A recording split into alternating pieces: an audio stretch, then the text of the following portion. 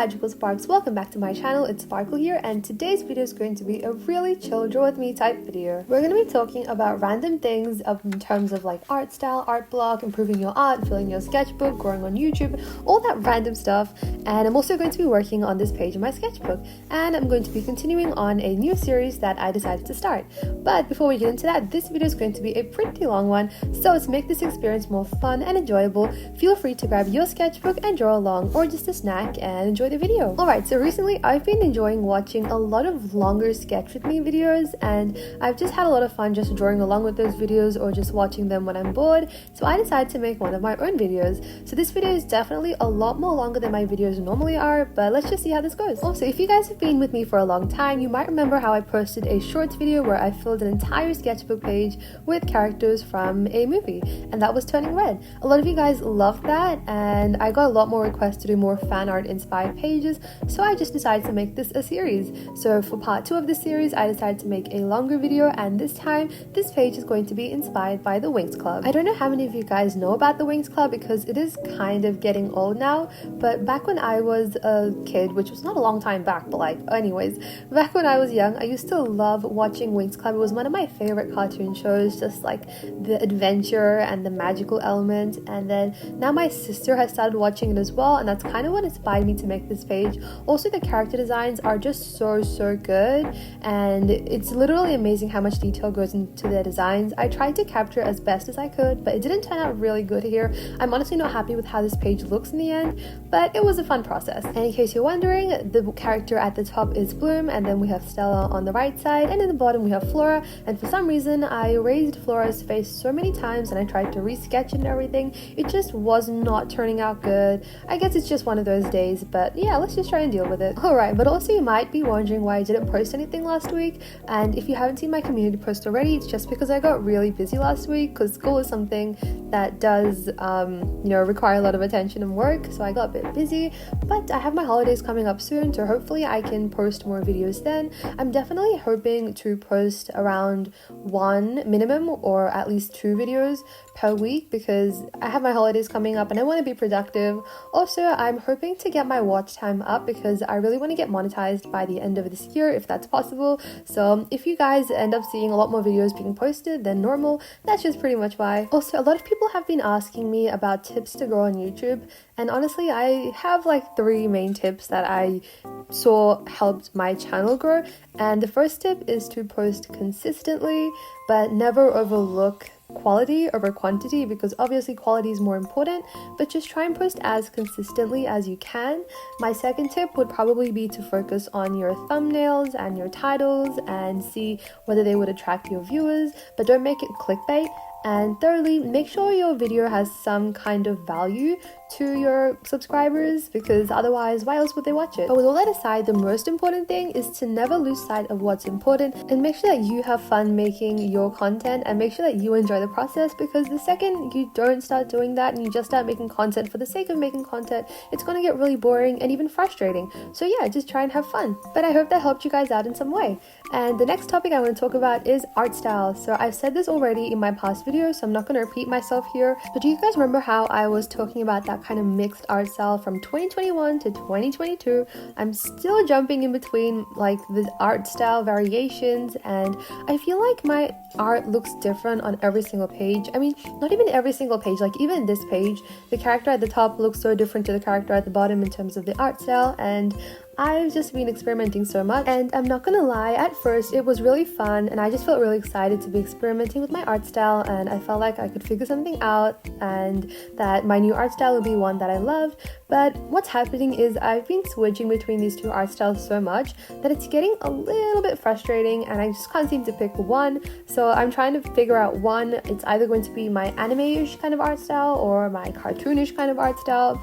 But yeah, we'll see how that goes. Oh, and also I posted a little poll on my community post asking you guys for your input on which art style you like better, and so far I've gotten a lot of votes, and everyone seems to like the anime style over the cartoonish style, but let's see how that changes. I also know that a lot of you guys have been experimenting with your art styles, because I've seen in the comments of my videos that a lot of you guys have been talking about how you've kind of found inspiration from my style, and that makes me so happy. Also, if you guys are looking for a new art style, I wish you guys the best of luck, and I hope you find find your dream art style. And even though it might change after a while, I hope you find something you can be happy with. I remember at like the start of this year, I decided to change my art style as well. It took me a while to figure out that different kind of art style, but then I got inspiration from Pinterest and then I figured out my art style, and it was the best feeling. I just felt so happy with myself, and then also it gave me the motivation to just keep on drawing, and it kept me from getting art block for quite some time. Anyways, let's talk about art block, because in case you are in art block, I hope that some of these tips might be able to help you out. So in the past, whenever I've gotten into art block, sometimes what I've just done is I've just kind of let it play out. I've just kind of taken a break from drawing, and then after a couple of days or sometimes even weeks, I went back and started drawing something, and then I could kind of just feel the art block going away. But other times, I actually tried to defeat the art block by myself. It sounds so weird to say that, but I did try. And like 60% of the time, it did work. 40% of the time, it didn't. But here's what I did. The first thing I would do is, if I didn't know what to draw when I had an art block, I would try and draw characters from movies and series, and that would kind of help me to just draw something without feeling frustrated with myself or having a lack of creativity.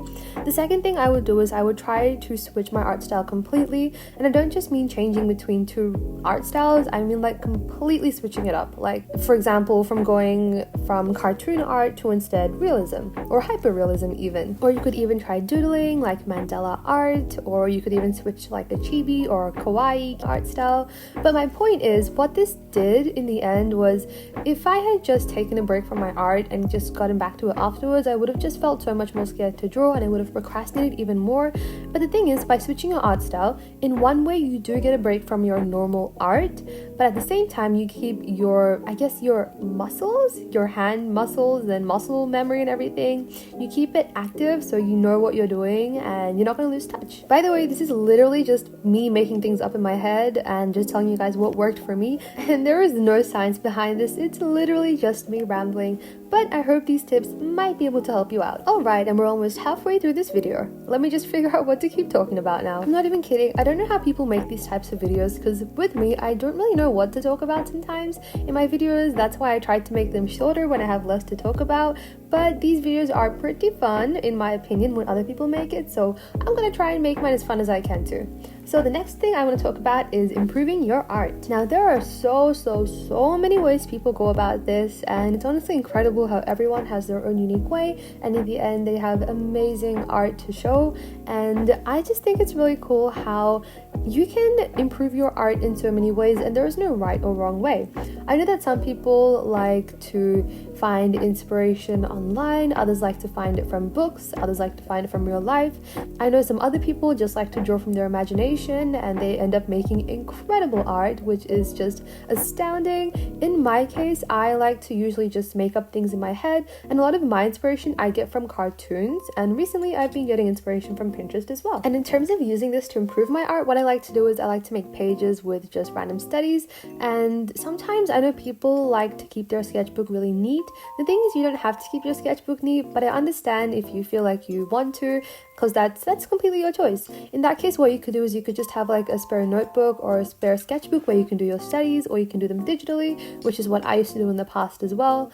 And another way I like to improve my art is to kind of reflect on my old art and see just things I was kind of doing differently.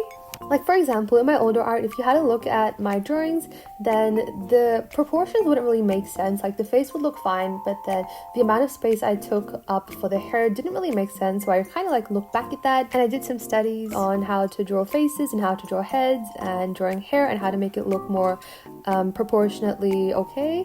And then that kind of helped me to fix that. Another tip that really helped me with drawing hands was to break everything down into really simple shapes and just be really sketchy with it, and then go over it and refine your sketch. Because if you think about it, the second you start to look at something and just overcomplicate it, it will get so much harder to figure out. But if you look at something and try your best to simplify, it will just make the entire process even simpler as well. Oh, and here I accidentally messed up the skin tone for Stella. I was a little bit disappointed by that, but I think I managed to make it kind of work in the end. But still, there's not really anything you can do to kind of fix that.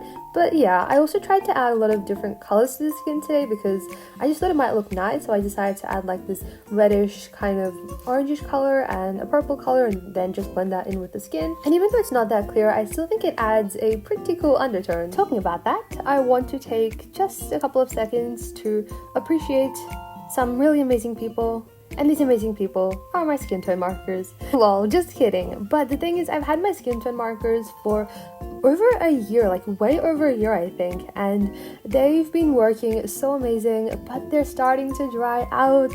I mean, I definitely appreciate them for working for so long, but of course it's still sad when a marker dries out. I mean, they've been with me like my whole YouTube journey, and I think they were one of my first, it was the first video that I did. The first review video on my channel was for the Uhuhu skin tone markers. But yeah, they're running out. I might get a refill set, or I might just get like a different brand of like skin tone markers. I don't know. Let me know what you guys think in the comments, and if you have any suggestions for like specific sets that you think might be good for skin tones, let me know, because I would love to hear. Also, this is just super random, but can anyone relate to this? Like, have you ever wanted to draw? Like, have you ever felt so motivated to draw and so inspired to draw, but then you don't have time, like you have other commitments to take care of first? Or on the other hand, have you ever felt like you have enough time to draw, like maybe it's your holidays or like you're on vacation and you have like loads of time to draw, but that's when you get into an art block?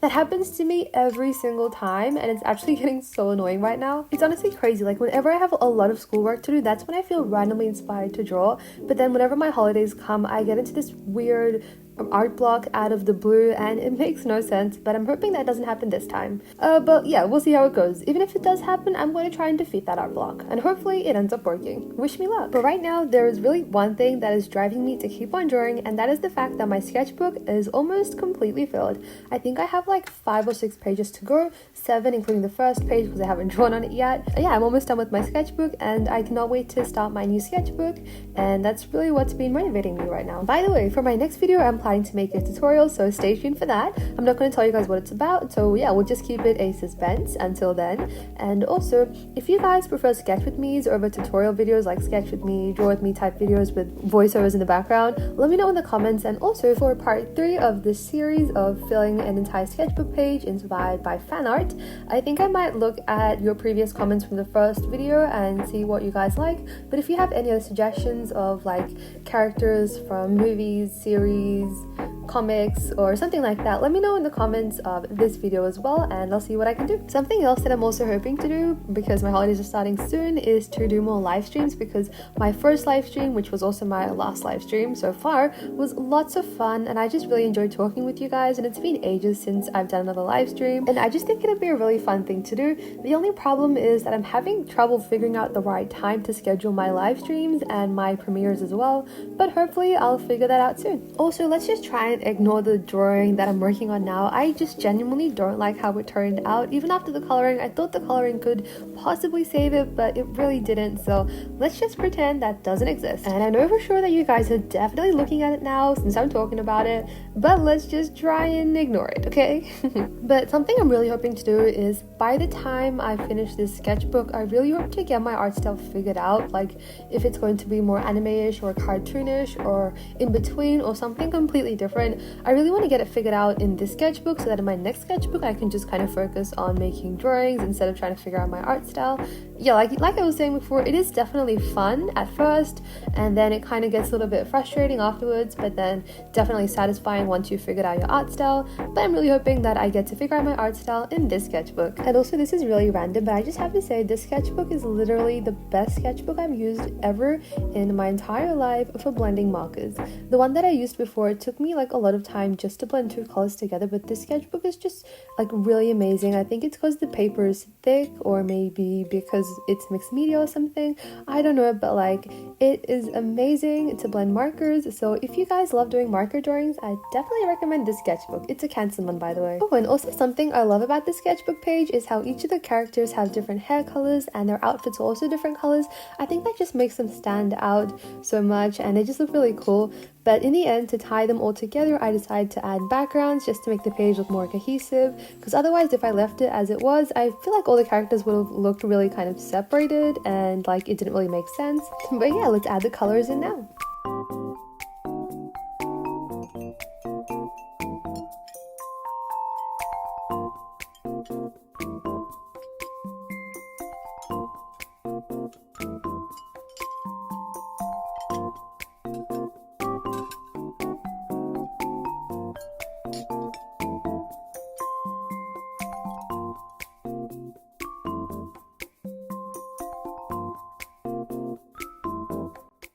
But anyways, I hope you guys enjoyed this little draw with me video, and I hope you enjoyed this series as well.